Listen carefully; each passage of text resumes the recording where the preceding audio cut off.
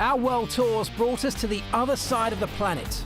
To celebrate Australia's biggest automotive rivalry, Ford versus Holden.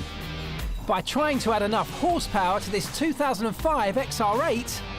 Oh, absolutely love it. ...to beat its more powerful rival over a quarter mile on Mount Panorama's famous Conrod Straight. It's a race against time. Jace, might need that big lever bar again, mate. Oh, now you want it, yeah. Always said the big ones are the best. It's our last day in the workshop, and I've made the bold decision to replace our existing exhaust We system. are almost. How much further has it got to come? Mate. Yeah, because it's hard up against that wheel well. That's the issue. That's if Jason and I can ever get it off. Keep twisting. It's like trying to wrestle a very heavy octopus. There we go. There we go. Whilst Kylie and Jason get to grips with that. My goodness.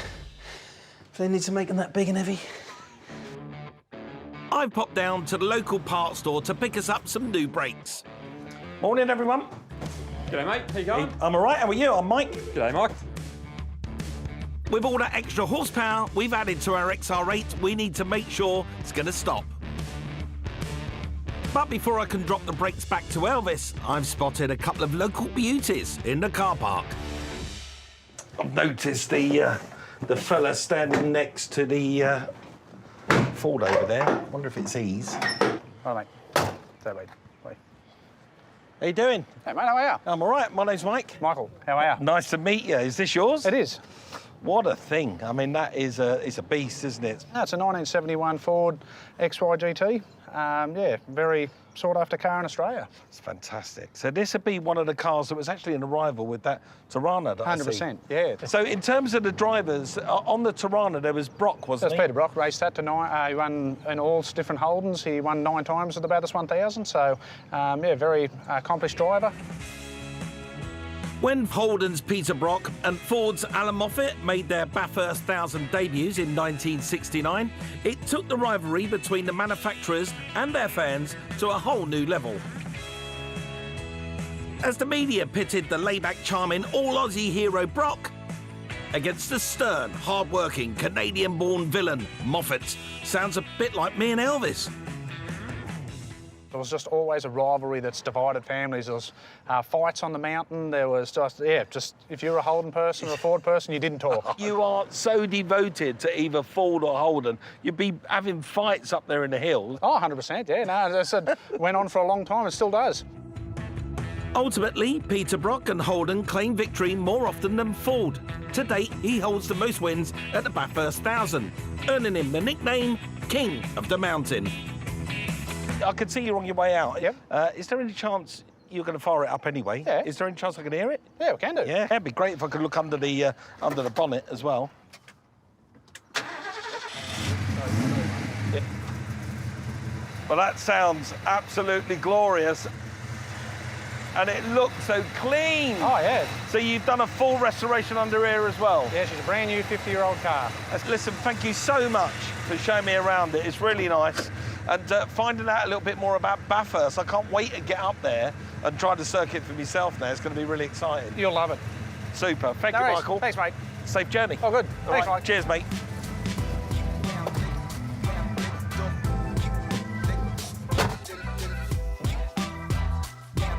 Back at the workshop, we've finally got the old exhaust off and our brand new custom-designed one has arrived, and it looks tastier than a Vegemite sandwich. With all the work we've done up on the top of the engine, we're trying to push it harder to get more performance out of it. Now that's only any good if we really maximise the efficiencies of that by getting more air in, which we've done with the air intake kit, and then those spent exhaust gases out in a much more efficient manner. To aid that, we've gone for larger diameter pipe. If you compare it to the old one, this one's bigger. That's literally a bigger bore for those gases to flow through. But also, if you compare these two sections, you can clearly see the angles that this pipe goes through are far less acute. That means a much clearer path for the gases to flow down, and it should be more efficient in doing so. Now, we've got 2 silencers or mufflers in the same places, but on the new exhaust, they're smaller. And that means there are less baffles, less restriction for the gases to come up against. This will help reduce excessive back pressure, a phenomenon that can restrict the amount of fuel and air the engine can suck in with each cycle. I think Mike gets a similar thing after he's eaten Indian food. I'm hoping this might be a little bit easier to go back in than the other one came out, because this is a single pipe at this end rather than a twin. This beauty's taken a substantial bite out of our budget at $1,300, but it'll help draw out the additional horsepower from the other upgrades, as well as making it sound irresistible to any potential buyers. These things are really awkward because they're heavy. You have to go through spaces that aren't really big enough for them. And then you try and, on top of that, to balance a tiny little gasket over two little studs or bolts in really awkward positions. And there we go. That is pretty much in position. Time to get some nuts on it.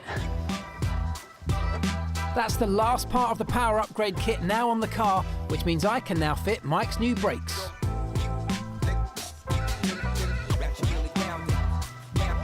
The stopping power of this car should now match its uprated performance. And having had a quick look at the ones that have come off, there's a little bit of bluing on these discs, which would suggest at some point in their lives they may have been overheated. Now, if that was extreme, it could even get to the point of boiling the fluid, introducing water in there, and that, for a braking system, is bad. So I'm going to get Jason to give me a hand to change the fluid and bleed the brakes. Jace? Yeah, mate. That one's open. Beautiful, pumping. Here it comes. Got a firm pedal back, it feels good. Perfect. Nice one. No worries, mate. Right, that really is it. I've done everything I can with the budget I've got to turn this into an absolute Holden beater. The next step is to take it to the dyno and see what we can do there to get even more out of it. Fingers crossed. But first, let's hear what that new exhaust sounds like. Sweeter than an ice cream covered didgeridoo. Yes! Don't do that. We are technically just warming up the rear tyres for traction. Quit your hooning around. I've found us the perfect engine tuning shop on the other side of town. We're in the right place. Look at the cars. Proper race shop. The only small snag, it's in Holden territory, so this might be the last you see of us. Yeah, it's the guys. I love the look of this Hey place. guys. Are you Chris? I am. I'm Chris. Chris, nice to meet you. Chris, we've spoken on the phone, mate. How are you? Perfect. Elvis. Yeah. Nice to meet you. Yeah, nice to meet you too. So, Chris, proper race shop. You're just about to point at that blue oval What's this bag. doing in my I shop? was just about to say that. I was just about to say, I've got a funny feeling I'm in Holden territory. Shop, mate. Yeah. Except for that Ford right there. It's a proper race car, that one. How are you with us being here with our Ford? Look, because it's you, it's fine. But The problem we've got is we have targeted a quarter-mile drag strip on the Conrod Straight at Bathurst. yep. We're going to go up against a GTS, and the guy has already breathed on it with an exhaust system. So you're It's going to be a stretch. Yeah, we can shoot for the stars for sure. Yeah. No stitching this up because it's a Ford, right? Yeah.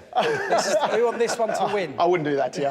No. Right, take us to your dyno. Okay, the dyno's just down here. I'll bring the car down and we'll throw it on.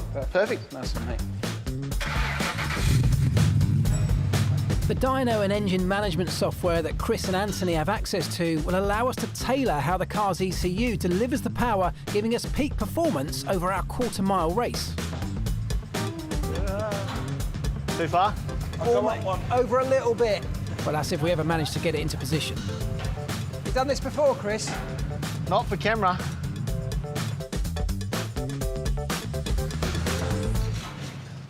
Oh, looks good set up, doesn't it? Oh, you must be Anthony. How are you, bud? Good to see you.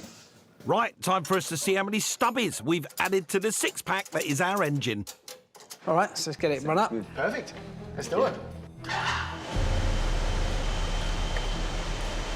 We're measuring the car's horsepower at the rear wheel, so we need to account for what's being lost through the drivetrain. Come on. A good rule of thumb is to add on an additional 30% to whatever figure the dyno gives us. So anything over 300 here, and we're bonza.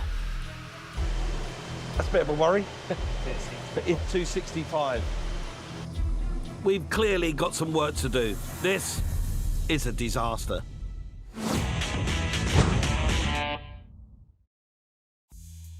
We're in the last few hours of engine tuning time with our XR8 before we need to head to the track.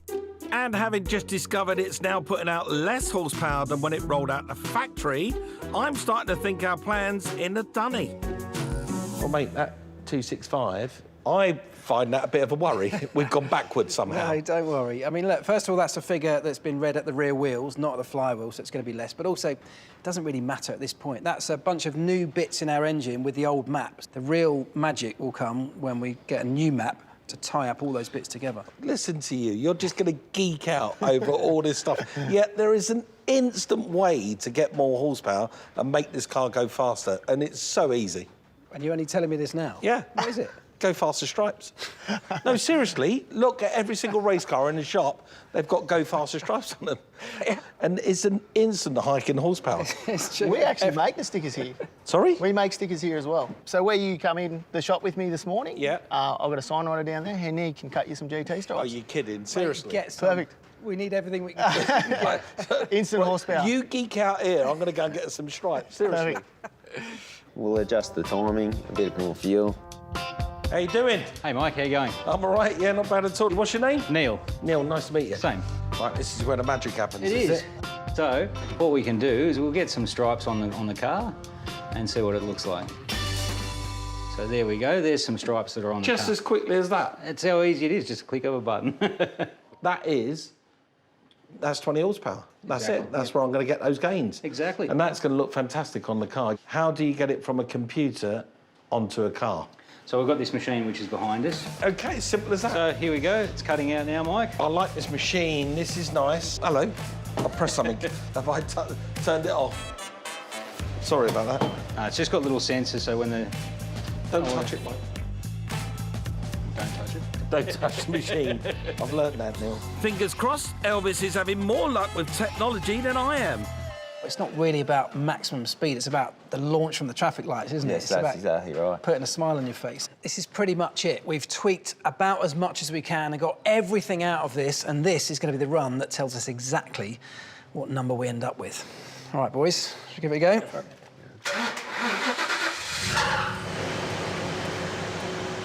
Anthony and I have adjusted the engine timing to work perfectly with our uprated camshafts, tweaked the quantity and delivery of the fuel and air mixture into the cylinders so we get more bang from our intake kit, and finally fine-tuned how power's delivered to maximise torque off the line. But will it be enough? That's more like it. When you factor in those losses for measuring at the rear wheels, I reckon that figure of just over 300 brake horsepower at the engine gives us a fighting chance. Love that. Nice one, mate. Thank you. Our week with the XR8 has taught us there's no gain without pain. We've got to find another way, without spending that amount of money, to generate a lot more power out of this car. Correct. So whilst I was forced to think outside the box to pack in some more ponies, That's the first of our 4 brand new camshafts in position. I lined us up the perfect opponent. You are willing to let me have a run in your car against a Ford Falcon? As long as you beat it. and now we're ready for the ultimate showdown.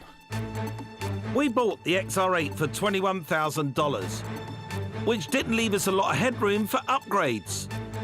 But thanks to some cost-effective wizardry from Elvis and a little design brilliance from me, we've pumped up the power.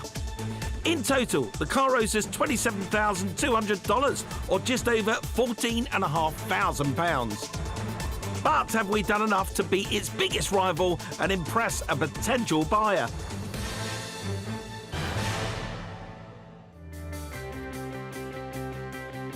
To find out, we've come to the awesome Mount Panorama circuit to pitch these two greats of the Australian automotive world head to head. I know you've been to more or less every race circuit on the planet, but I don't think you've been to this one. This is a new one for me. Right. The circuit is astonishing, and it's bonkers that you can just drive out onto it because it's just a normal road.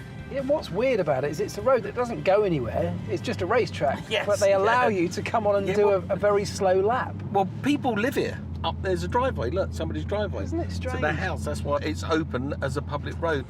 Not today, though. Look at this.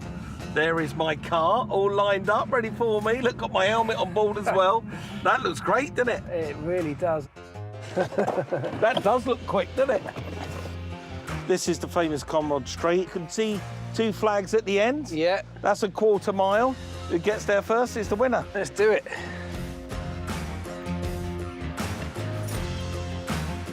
He's folded his mirrors in.